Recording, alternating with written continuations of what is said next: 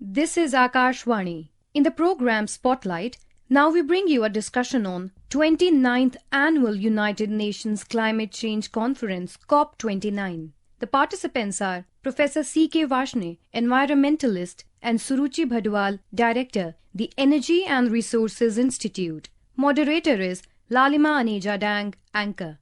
The 29th edition of COP, that's Conference of Parties, is being held in Baku, Azerbaijan from the 11th of November, that is today, to 22nd November. The theme of COP29 is In Solidarity for a Green World. Of course, the crux of COP is to address problem of climate crisis, for example, limiting global temperature rise to 1.5 degrees Celsius and net zero emissions by 2050. Let's listen in to Mukhtar Babayev, President of 29th session of Conference of the Parties, while addressing the opening ceremony of COP29.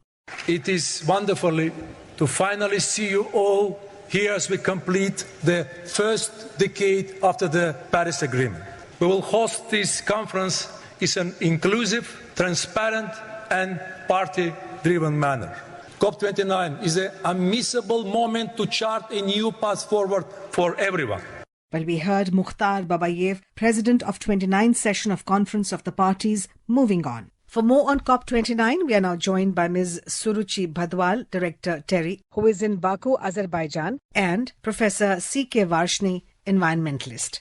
Welcome to Akashvani. Thank you, madam. Professor Varshney, after food security, we are now talking about energy security. Our own ambition of renewable energy has increased target from 500 gigawatt by 2030 to 600 gigawatt by 2032. On the other hand, there seems to be a renewed interest in coal. Is there a paradox there? It's a very much big paradox. You see that the real problem of climate change is because of the fossil fuel consumption, which is steadily rising. And as a result, carbon dioxide concentration in the atmosphere in last 200 years have increased by over 50%, which is a real cause of climate change, global warming, drought, heat waves, and erratic rainfall, which precipitates and creates a problem of flooding and many other issues for our farming community. And the economic downfall of such an activity is very serious and very permeating to the whole society. And let me just give you a few background to this. Gee. It was the Climate Change Convention, which was there, in which a large number of governments have agreed to come together to deal with the problem of emerging climate change, which is a very serious issue, in which the big emitters like United States and EU and China and all that, they were party to it. But somehow when Trump administration came, their first stint of Trump administration, they decided to walk out. And their belief was that all this is not real and the anthropogenic sources are not responsible for this and everything is fine. And I think the scientific evidence, which was becoming increasingly more compelling, was completely set aside and they decided to walk out. And that was a very big jolt to the climate movement. After the Biden administration, they rejoined and they came with the vigor to support and move forward. But with the latest results of the elections in US, Mr. Trump is back again. And in his climate campaign, he has mentioned and given an indication that he will perhaps give further leverage to fossil fuel, coal mining. Now, these are some of the things which people are anticipating. The second important point is that the real issue is that how do we find money to really support the vulnerable countries which are not responsible for increasing climate change or for high carbon dioxide emission, but in terms of their impact is far more. And this is totally unrelated to their contribution. In fact, their contribution is nil, but they are only at the suffering end. So I think how they can be supported so that their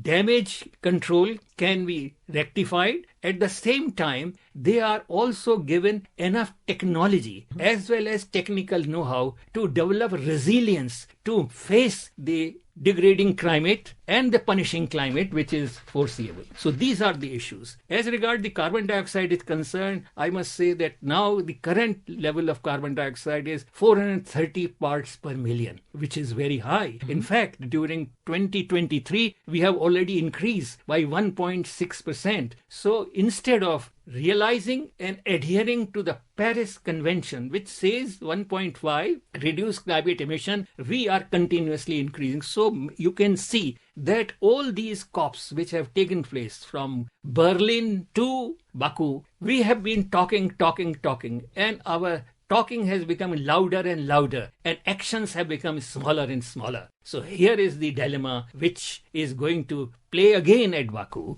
and we have to see.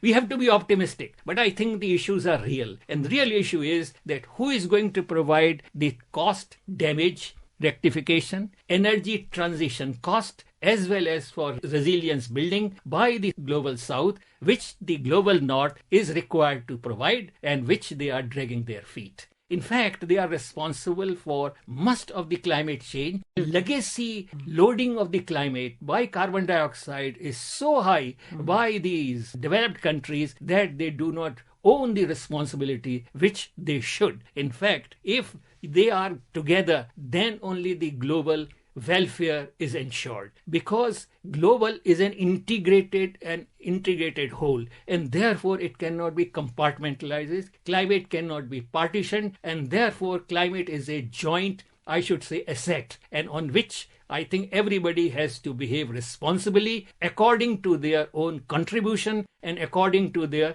carbon dioxide emission. Suruchi ji, how do you expect the outcome of COP29 to be? Because there is a kind of a tug of war. There are developing nations on one side who want the finance, and the developed nations on the other side who are not willing to fund. They're not happy to fund. So how do you expect? Do you think that there could be a stalemate, as it has happened in many such climate change mitigation programs? So sometimes we reach a stalemate. How do you see the outcome of this COP29? So it's a very crucial COP from the point of view of the decision that has to be taken at this particular COP. And this COP, basically the expectations are with regards to the new collective quantified goal on climate finance. That basically means that there's some kind of a decision making around the commitments that countries have made to each other with regards to providing the finance to help countries reach their desired goals, whether it has been basically stated in their NDCs or to go beyond that, because we very clearly know that the ambition levels of countries have to be far more than what the NDCs have to state today. So that means we do not have the finance on the table even to meet the current NDCs on the table for raising the ambition further to be able to meet the Paris Agreement goals that have been stated. So far, there had been a commitment for $100 billion, which of course, I think past many years, it had been difficult to have those kind of resources available to the developing countries. So I think it's a big concern. And if the finance is not made available to many countries, possibly it could lead to the non-compliance of these countries to meet their NDCs that they have outlined. Professor Varshney, when it comes to pollution, now with US having backed out so far, where do you see the Troika, Azerbaijan, Brazil and UK going? What is their stance? I think Brazil is very serious and wants to really focus on climate change control. They have really stopped the kind of deforestation that they were going on, which has come down. There is a lot of illicit activity which is going on in terms of deforestation, which is there. And more than that, because of the climate change, rainfall is low, and therefore there is a fire and forests are burning all over the place. And you can see what has happened in Valencia in Spain, where unprecedented flood has come, which has really triggered very great discontent among the population. California and you fires can see also. the California fire, Fires, yeah. and you can see the Australian fire, Yes. and you can see fire in our own country, Absolutely. which are increasing in number and both in geographical space. So I think all this is contributing another factor of carbon dioxide emission, apart from the wars which are raging so heavily during this period. All these are new factors which have emerged to add to the loading of the carbon dioxide in the atmosphere. Time is short, our expectation is high, action is low, and it is here that we have to step up. Ms. Bhadwal, do you see the shadow of the President-elect, Mr. Donald Trump, looming large on this COP29 summit?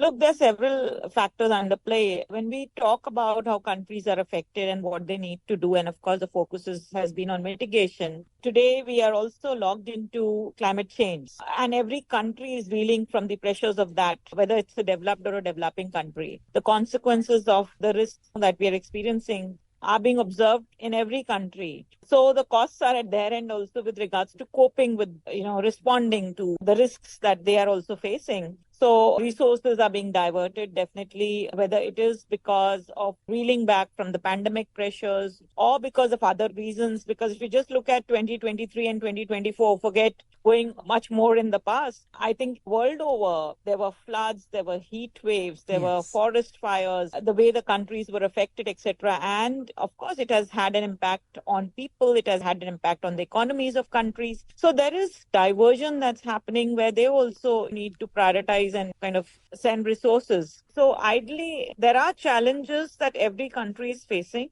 And thereby you see that, you're not able to see the level of commitments being met on the other hand. Also the fact that even if these commitments were being met, I don't think so it can be something that you can hinge on to for a longer time. Because at the end of the day, the tune to which you need resources to be able to adapt and mitigate both in countries. India has made that request for $1 trillion support just to leverage the private sector resources for supporting climate action. So it's not even basically saying that $1 trillion that we are basically requesting is not basically to have an ultimate impact and action implemented.